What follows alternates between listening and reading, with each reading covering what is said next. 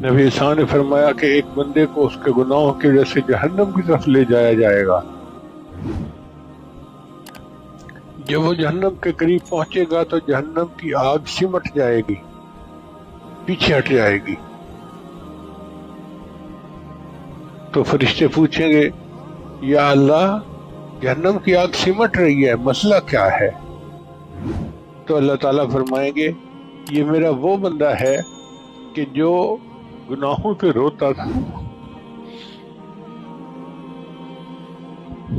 اور جس آنکھ سے اپنے گناہوں پہ توبہ کا آنسو نکل آیا اس کو جہنم کی آگ نہیں جلا سکتی.